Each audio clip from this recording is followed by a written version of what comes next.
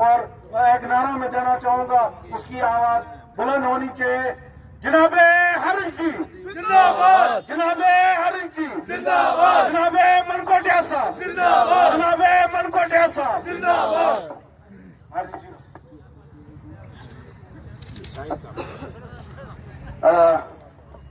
यहाँ आए हुए मेरे साथियों, आपने सुना बलवंत मनकोटिया जी की बात सुनी, रहमत भाई जी की बात सुनी, और हमारे साथ यहाँ साजिद जी हैं, इम्तियाज जी हैं, राजेंद्र वजीर जी हैं, और बहुत सारे हमारे नौजवान जो हैं साथी यहाँ आज की इस सभा में मौजूद हैं। सबको मेरा आदाब सलाम।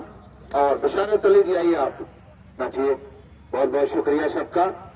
आपने जो यहाँ सुना है, बहुत अच्छे तरीके से इन लोगों ने बात की अपनी।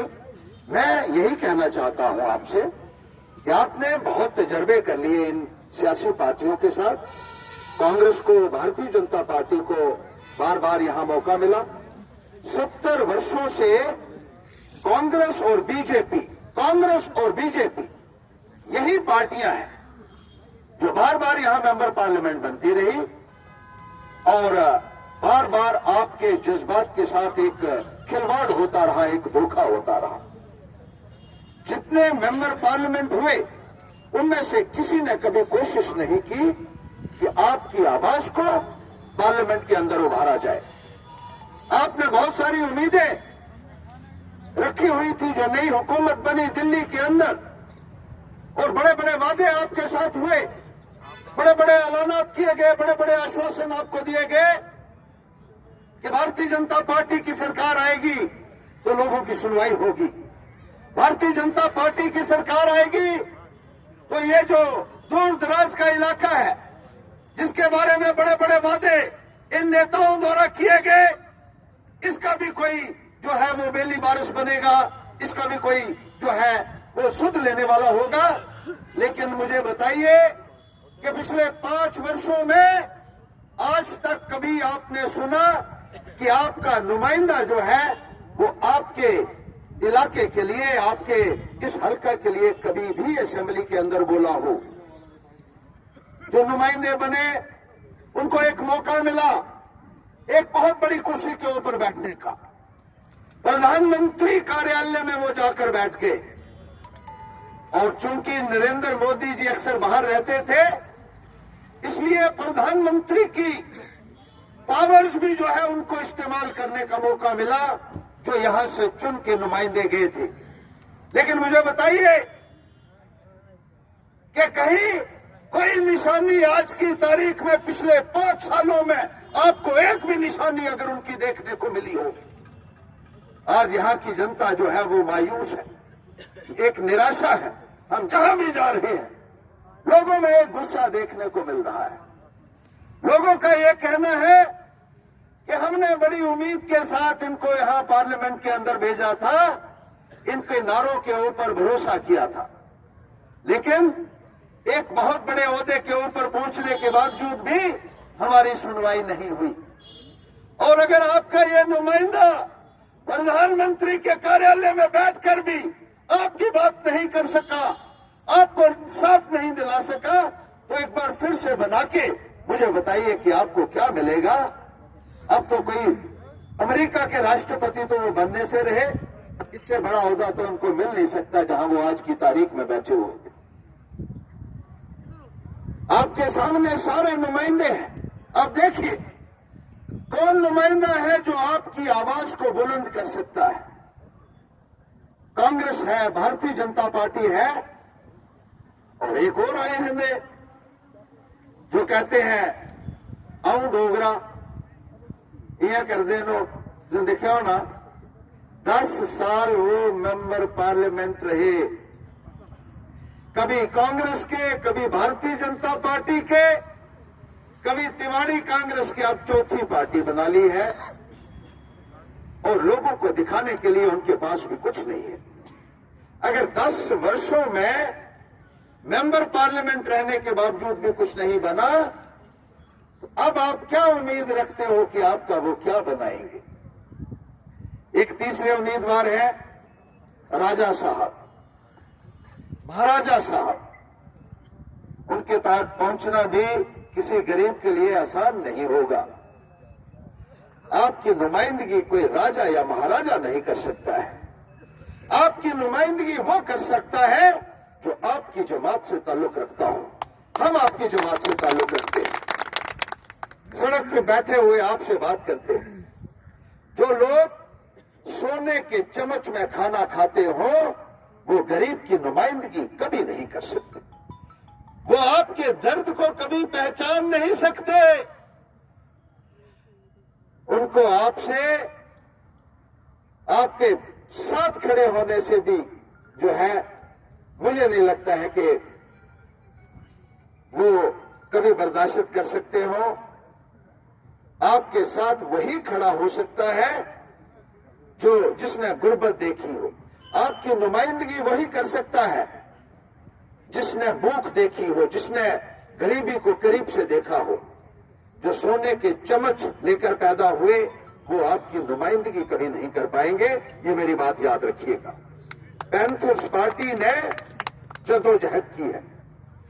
जब मुझे मौका मिला वजीर तालीम बनने का, मैंने साबित करके दिखाया न केवल जम्मू कश्मीर को बल्कि पूरे हिंदुस्तान को।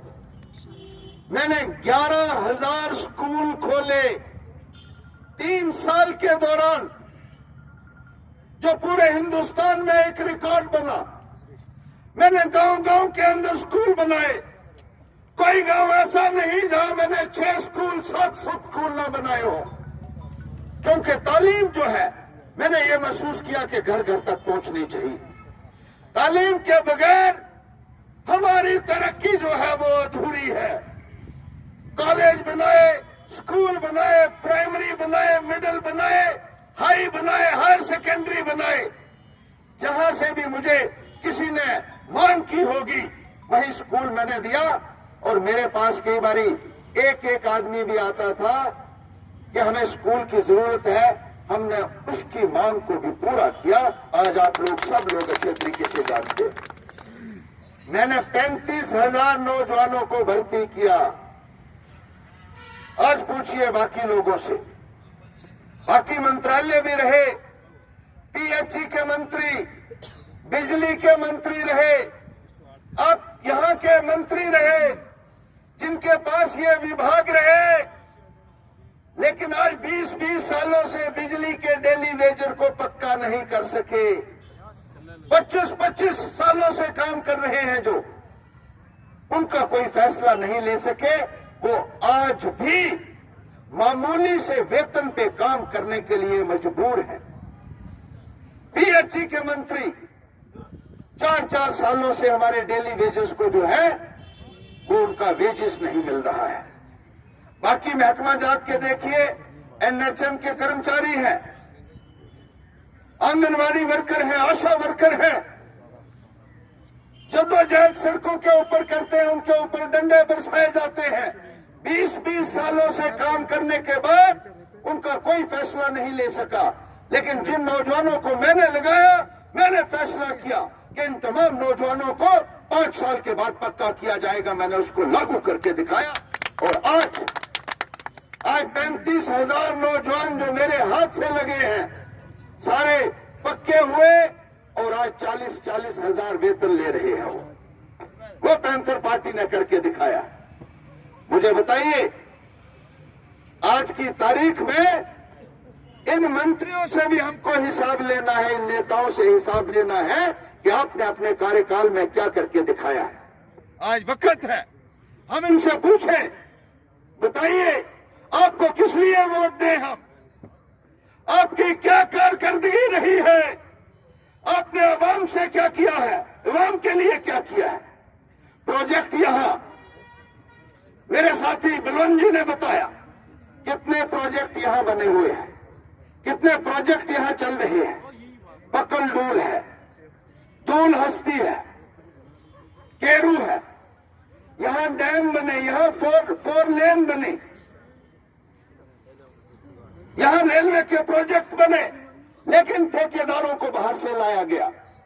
बाहर के ठेकेदार यहां से अरबों रुपया इकट्ठा करके ले जा रहे हैं, लेकिन हमारे नौजवानों को यहाँ रोजी रोटी नसीब नहीं है, क्या इसके लिए ये नेता जो है, ये लीडरान जो है, ये सियासतदान जो है, ये जिम्मेदार नहीं है? मैं ये पूछना चाहता हूं, क्यों कोई आज बात नहीं कर सका?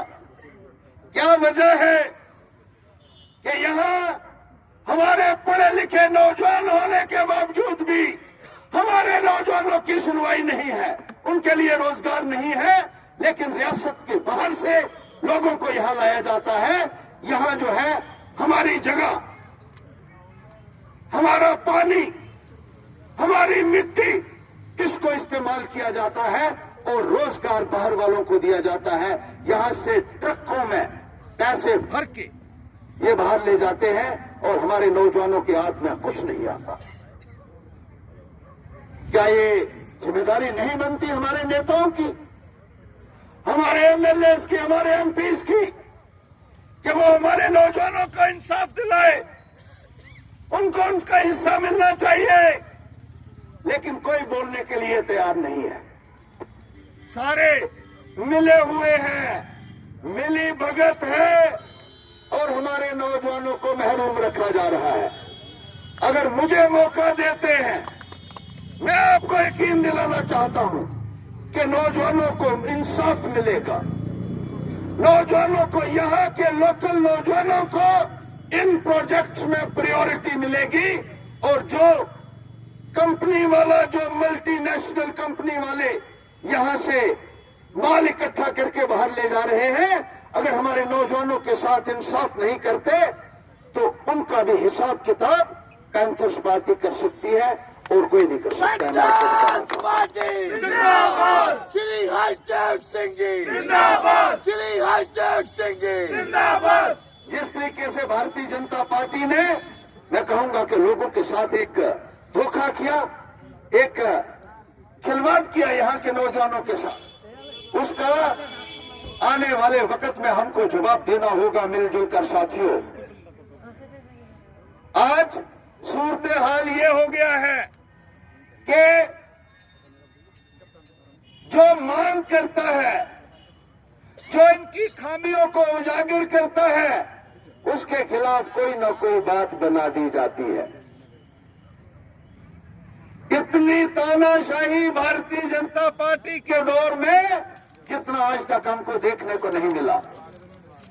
अगर सड़क में खड्डे पड़े हो, हमारे साथी कहें जनाब सड़क ठीक नहीं है, लोग शिकायत करें, उनको कहते हैं ये देशद्रोही है। बिजली ठीक नहीं आ रही, बहुत बुरी हालत है, बिजली के बारे में शिकायत करेंगे तो कहते हैं ये राष्ट्र विरोधी है। और बिजली अगर ठीक नहीं आ रही है, आप कहते हैं बहुत अच्छा है सब कुछ, तो ये कहते हैं ये तो पक्का राष्ट्रवादी आदमी है। ये हालत इनकी है कि जिसको चाहे जो मर्जी सर्टिफिकेट दे दें। जिस तरीके से इस निजाम को जोर जबरदस्ती से चलाने की कोशिश की जा रही है, मैं आपसे कहना चाहता हूं कि आज लोग बर्दाश्त करने के लिए तैयार नहीं है। आज लोग तब्दीली चाहते हैं। ठीक कहा मेरे साथी ने कि रोटी को एक तरफ रखा जाए तो वो सड़ जाती है, लेकिन यहां रोटी सड़ी नहीं। 70 सालों से ये रोटी जो है ये जहर बन चुकी है और इस जहर का इलाज सिर्फ और सिर्फ पैंथर पार्टी है। हम आपको यकीन दिलाना चाहते हैं कि अगर पार्लियामेंट के अंदर जाने का मौका मिला तो पूरा हिसाब करेंगे इनके साथ। और यहां बैठ के आपको महसूस होगा कि जो नुमाइंदा हमने बना के भेजा है उसने हमारे वोट के साथ इंसाफ किया है। ये मैं आपको आज के दिन यकीन दिलाना चाहता हूं। किश्तवाड़ के निवासियों को मैं कोई ज्यादा लंबी चौड़ी यहां तकरीर की बात नहीं, यहां आपसे सिर्फ एक मुलाकात थी, लेकिन हम तो कोई 2-2.5 घंटे जो है लेट भी हो गए। पीछे जितने प्रोग्राम हमने रखे थे उससे 2 गुना ज्यादा प्रोग्राम हो गए, जिसकी वजह से यहां हमें थोड़ा आने में वक्त लग गया। उसके लिए हम आपसे माफी चाहते हैं, लेकिन ये उम्मीद रखते हैं के बदलाव के लिए इस बार वोट होगा। कांग्रेस, बीजेपी 70 वर्षों से जिस तरीके से इस निजाम के साथ, इस व्यवस्था के साथ, अवाम के साथ एक धोखा कर रही है, उनसे हमें निजात हासिल करनी होगी। और पैंथर पार्टी ही एकमात्र विकल्प है। मैं आपसे यही ताकीद करूंगा कि पूरा हिसाब लेंगे। अगर आप पैंथर्स पार्टी में अपना भरोसा जताते हैं और आपको यहां बैठे हुए फख्र होगा कि आपका नुमाइंदा जो है वो पूरी पार्लियामेंट के अंदर इन तमाम बेईमानों के साथ जो है वो टक्कर लेने में सक्षम है और करके दिखाएगा। मैं ज्यादा आपका वक्त नहीं लेना चाहता, बहुत देर भी हो चुकी है और बहुत दूर दूर से हमारे साथी भी आए हुए हैं। आप सब यहां तशरीफ लाए, आप सबका बहुत बहुत शुक्रिया। जय हिंद।